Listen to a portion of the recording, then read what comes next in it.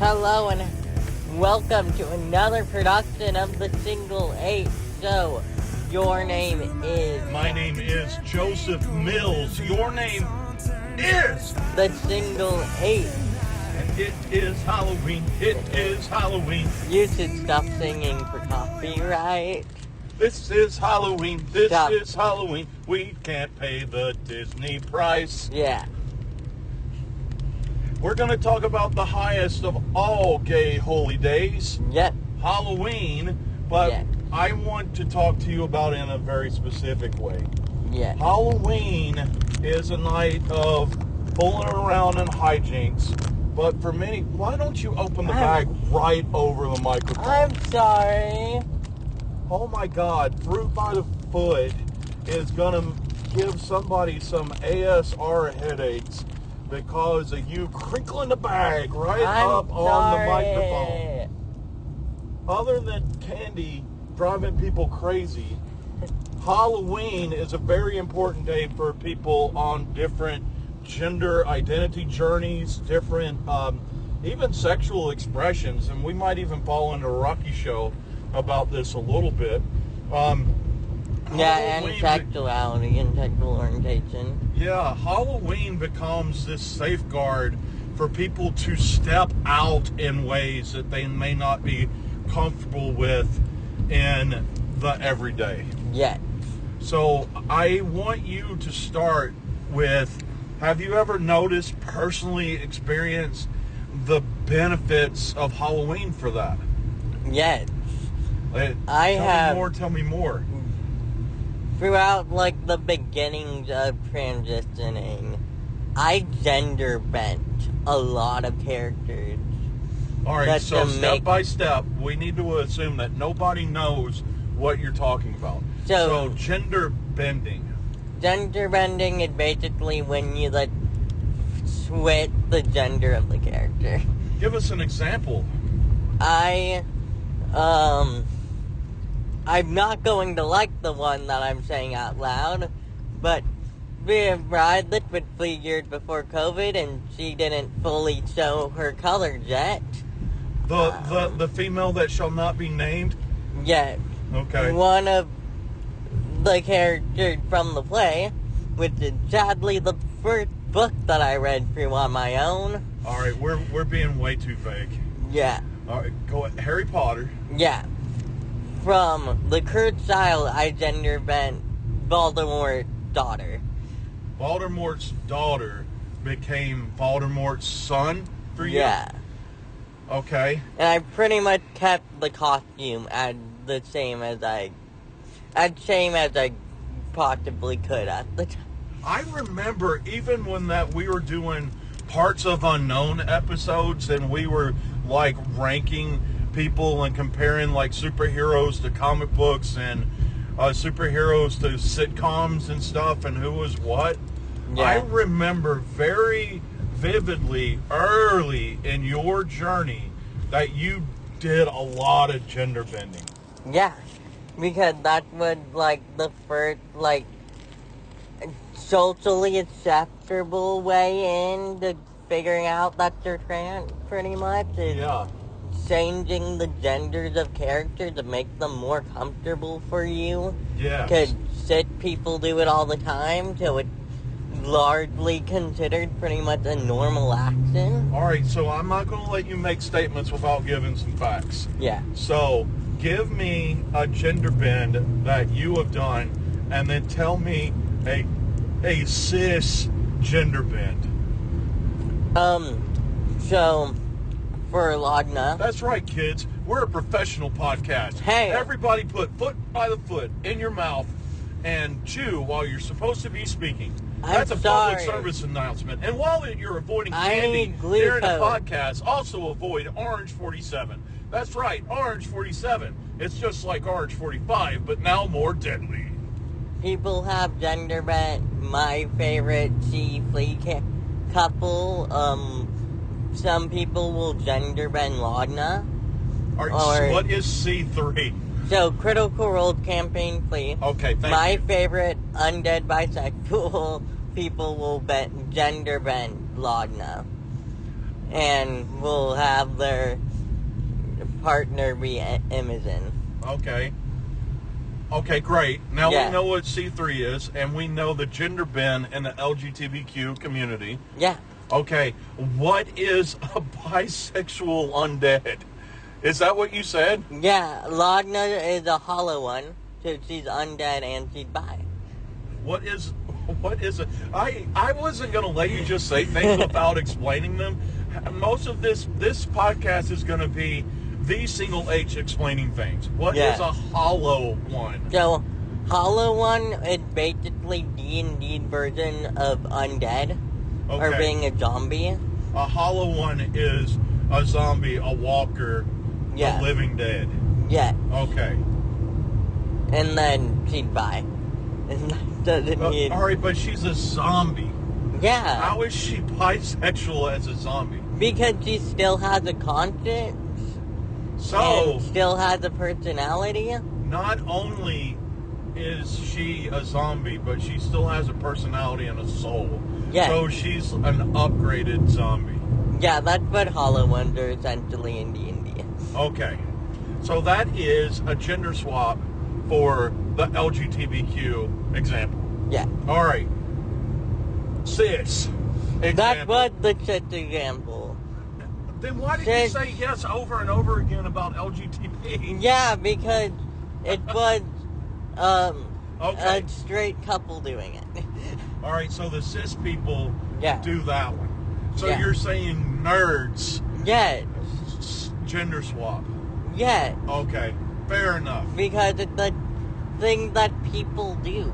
And I have seen straight couples go out as swap characters in costumes. Yeah. It happens often. It's the... Okay. And your swap was random Harry Voldemort's child. Yeah. Okay. I'm sorry, I'm getting my glucose. And now I will go back to the name that shall not be named. Yeah.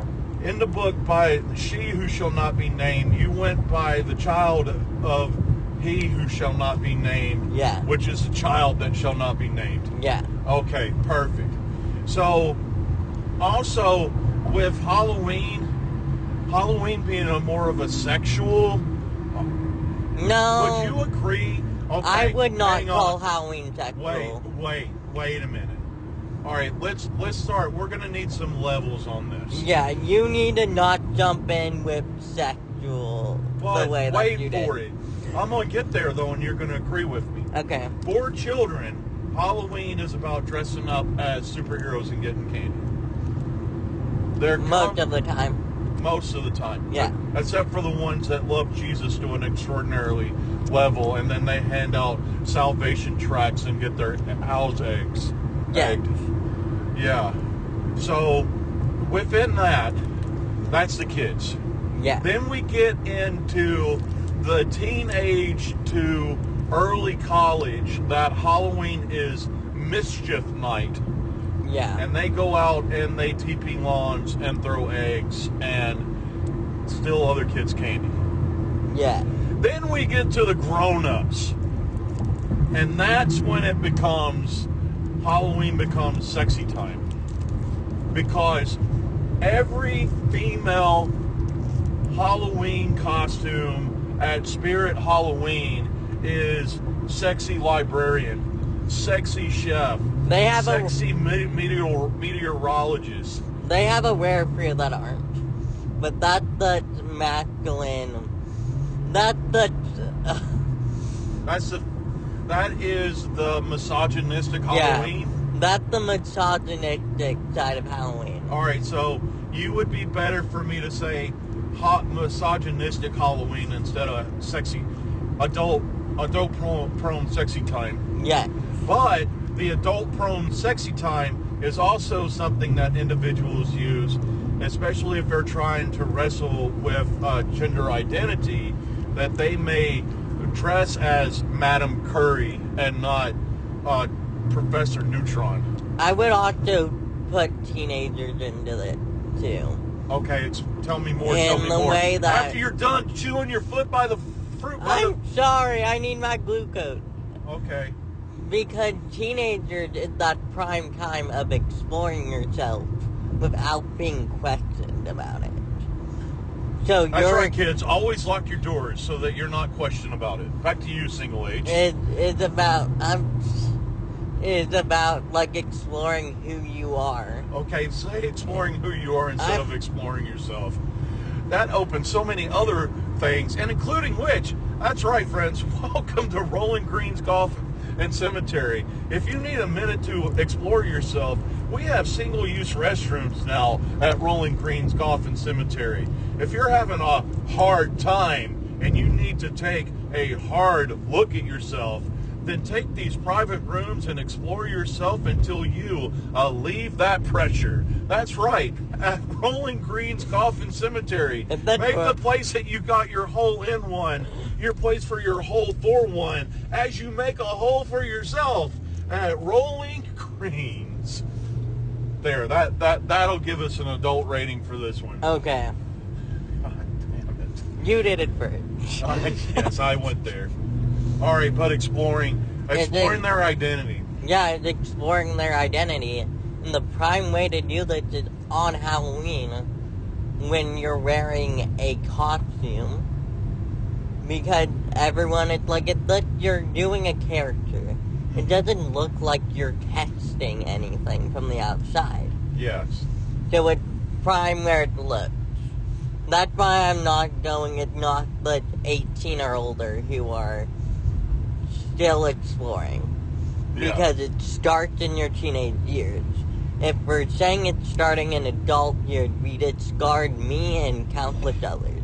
That's fair. So there are many, many, many teenagers who use this time as a detested clothing expression. Yes. Did you do that? Yes. Do you remember what you did? It was a lot of, we had like, I think for like the year directly afterwards, it's like the first non-binary character I did. And was that fresh cut grass? Yes. Yeah. I remember fresh cut grass. And I used like a mixture of like clothing to make that happen. And now for me to be the explainer, fresh cut grass was a character in the early seasons of Critical Role. In campaign play. Yes. So the last like 3 years of Critical Role, not counting this year.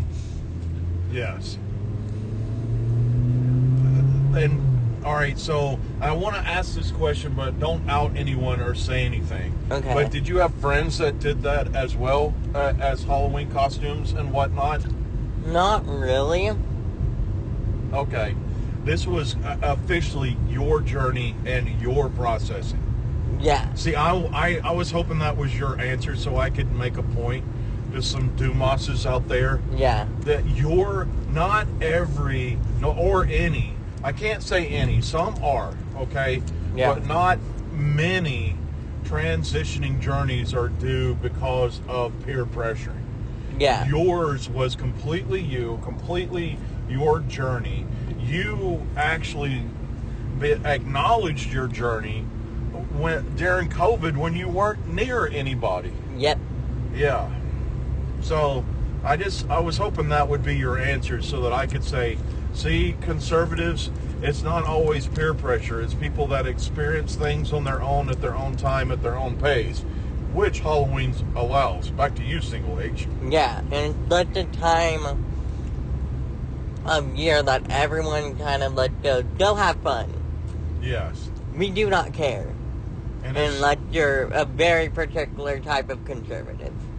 That you're worried that someone may be possessed by a devil because they're out on the streets of Halloween, which absolutely proves that they don't even know the history of Halloween. Yeah. Because the ghosts are already out walking around and you dressed up like them so that they leave you alone.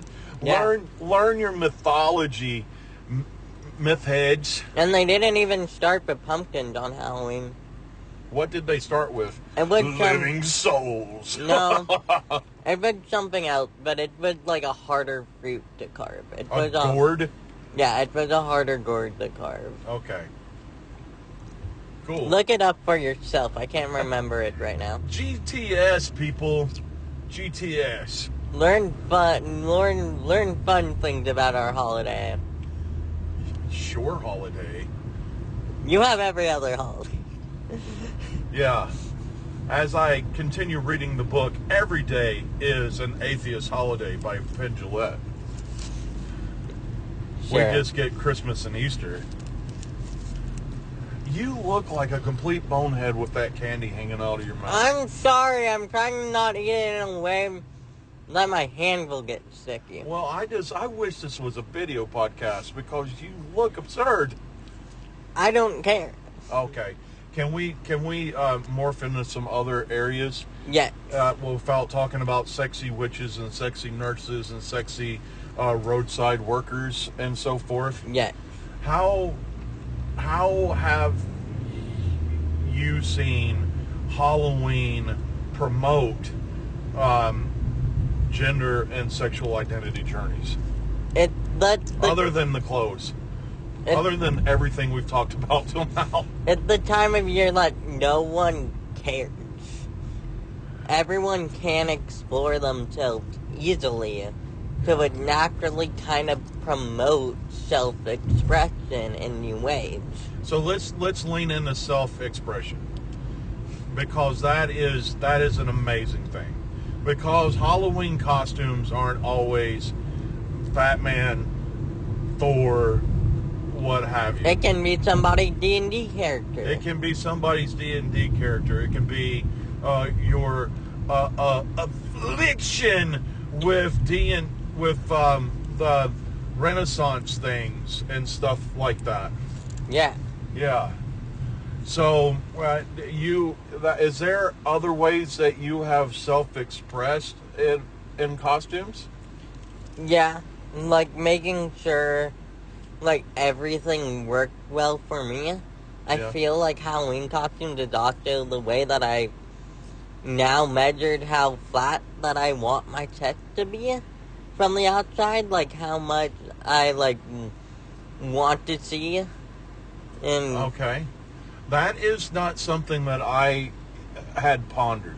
I would like for you to process that response one more time. Say it a little bit slowly and a little bit more thought out. That was a great answer, and I want you to share it one more time, just a little bit more slowly.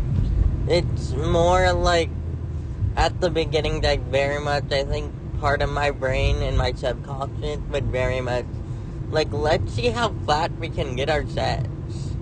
Because I don't, even from a young age, I don't remember a lot of Halloween costumes that I would even let be put in so far. Yeah. That you could see that there were differences. Well, you never really developed, though. Question mark. Yeah, they're there enough. Yeah. That it's still the for it sometimes. That's fair. So you were trying to judge that. I still develop for free. But that's why you wear such baggy clothes and stuff. Yeah. So, did you ever think about binders and stuff in the concept of Halloween costumes? Because that would have been a great exploration moment with that hiding thing. I want this costume to fit a very specific way, so maybe a binder would help out with that. Did you But ever I think never, of that? while I was doing it, I never knew what binders were.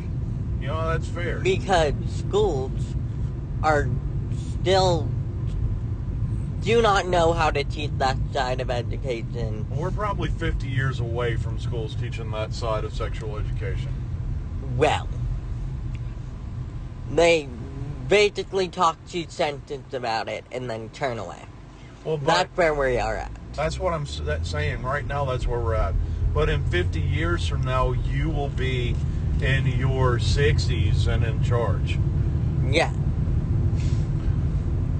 And that's what the conservative base is fighting against right now. They know that their time is running out because everyone that they're pushing against right now is going to take control, and God bless, they should give up control now, to be honest. But yeah. But I always, when I started this conversation with you, especially about gender swapping, I thought about guys dressing in girls' costumes to experience being comfortable in that, and then boys and, you know what I'm saying. Yeah. But you just brought up a good point with chest, with dealing with your chest size and so forth, how much that you want seen or known. Yeah. That really does open another door to help people figure out how to be comfortable with themselves. Yeah. It's a good way to play with things. Because now I also I make a point of, if I can't get something oversized, I make sure that the logo will line up with them. If it's printed, to perfectly make it flat. I never thought of that. You were just opening some other things for me that I never thought about. I mean, your shirt right now being a prime example, your Beetlejuice shirt. Yeah. The logo is in prime real estate to flatten things out. Yeah. It's also always baggy and everything. Yeah. You could probably wear a shirt a size smaller than you wear. Yeah. But you always wear the bigger shirt. Because if I wore my size, they would be on show easily. Yeah. And you people could see the line where the two do not connect easily. That's true.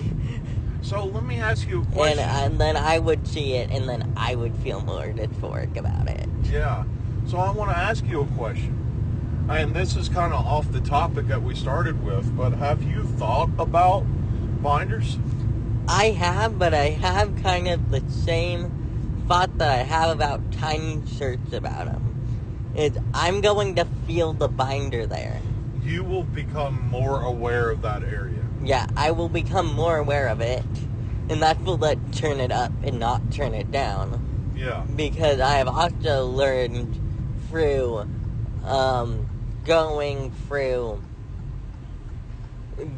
through learning about sensory stuff, that is already a really uncomfortable spot. Yeah. When we used to get me like fitted tank tops.